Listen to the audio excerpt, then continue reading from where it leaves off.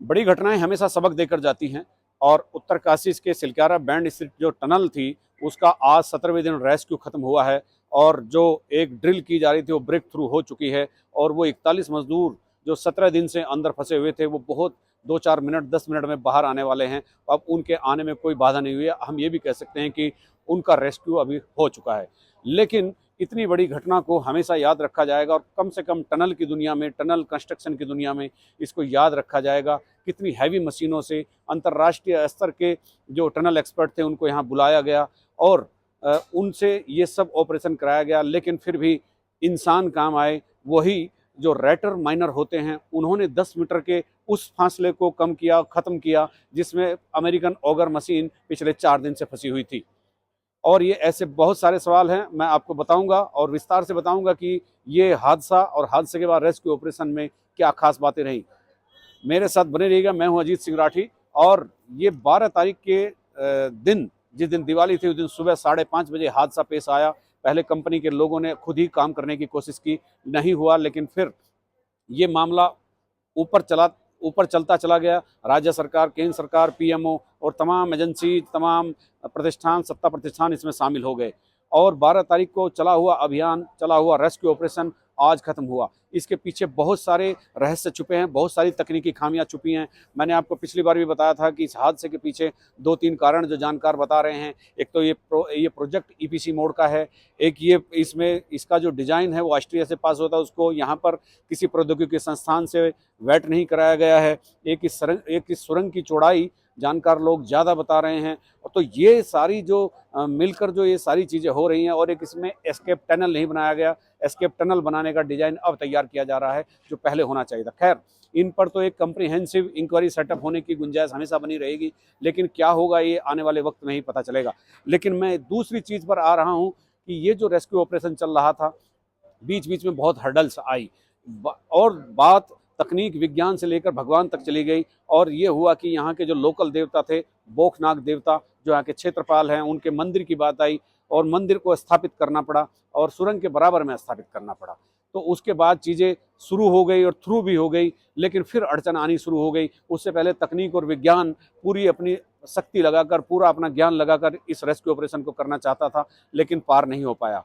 इसके बाद चीज़ें चलती रही। अमेरिकन ऑगर मशीन आई। अमेरिकन ऑगर मशीन ने 2 दिन काम किया, लेकिन फिर खत्म हो गई और फिर रुकावटें पैदा हो गई। हार्ड मेटल रास्ते में आते रहे और इस 17 दिन के सफ़र में इतनी मुश्किलें आई, इतनी चुनौतियां आई और प्रकृति ने इतनी चुनौती रेस्क्यू ऑपरेशन वालों को दी कि उनकी खुद ही समझ में नहीं आया था कि क्या करना पड़ेगा।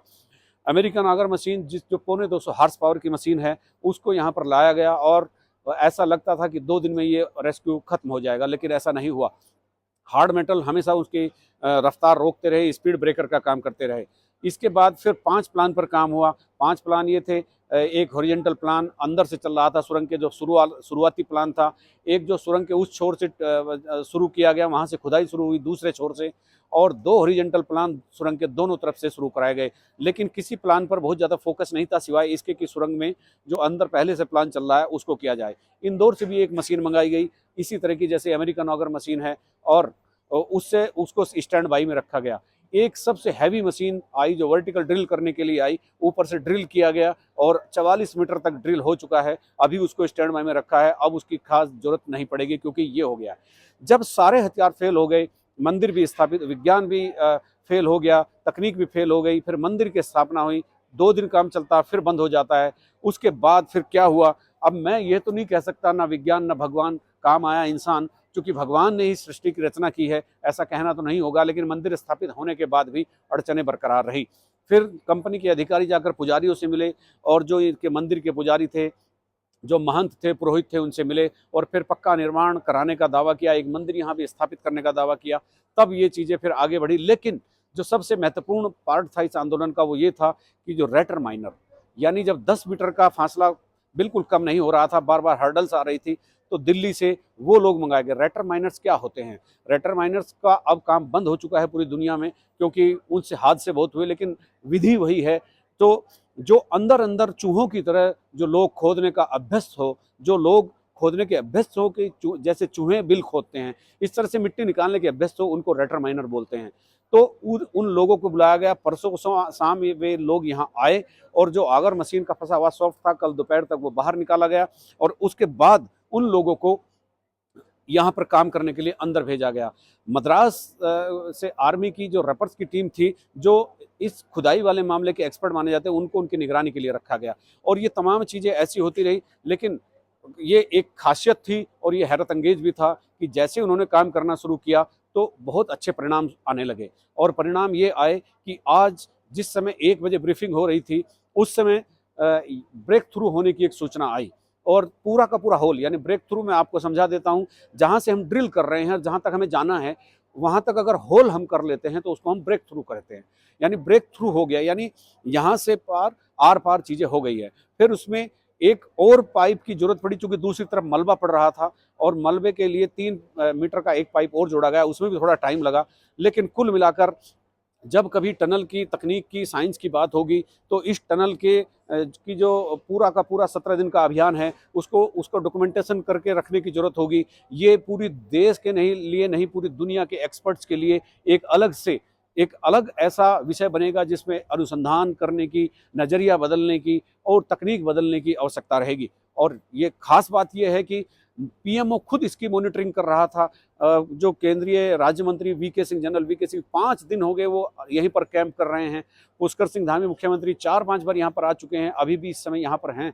लेकिन जनरल वीके सिंह का तो मतलब कोई तोड़ नहीं है। वो जिस तरह से बहुत लो प्रोफाइल में रहकर बिना गाड़ी घोड़े के यहाँ पर काम की मॉनिटरिंग कर रहे थे और जो लोग थे, जो रेटर माइनर जिनका मैं जिक्र कर रहा हूँ, इनका जिक्र हमेशा जब भी इस ऑपरेशन की बातचीत होगी, इनकी चर्चा होगी, रेटर माइनर का जिक्र बहुत ही सुनहरे अक्षरों में किया जाएगा।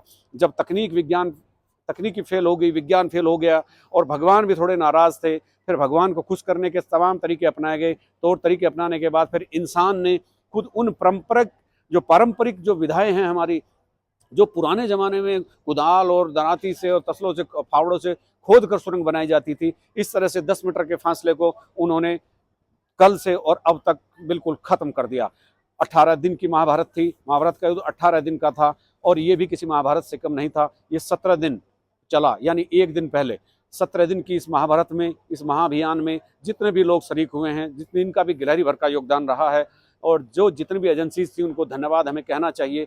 41 जानें बच गई हैं और हम जब लोग आवाज़ उठा रहे थे, उंगली उठा रहे थे कि विकसित भारत कहने की बात है, चांद पर जाने की बात करते हैं, अपने 41 लोगों को नहीं बचा पा रहे।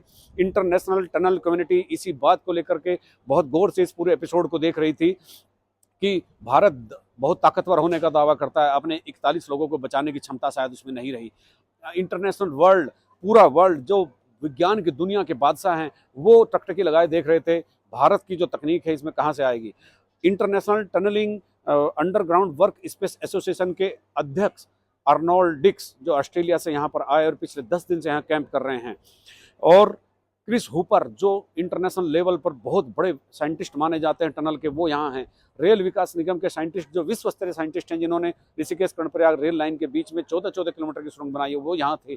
THDC और NHIDCL, NTPC, UJVNL और SJVNL और कौन सी ऐसी एजेंसी नहीं थी जिसने यहाँ पर अपना प्रतिभाग नहीं किया। लेकिन फिर भी आखिर में 41 लोगों की जान बचाने के बाद हमारा सीना चौड़ा होना तो लाजमी है, लेकिन इस चीज़ का ध्यान रखना चाहिए कि इस सुरंग के हादसे की अगर एक विस्तृत जांच नहीं हुई तो कम से कम आप ये समझना कि भविष्य में इस तरह के हादसे होने की तमाम संभावनाएं बनी रहेंगी। अभी फिलहाल 17 दिन पूरे होने पर यह रेस्क्यू ऑपरेशन खत्म तो हो गया है, लेकिन भविष्य में रिफॉर्म्स की बहुत सारी संभावनाएं बनी हुई है।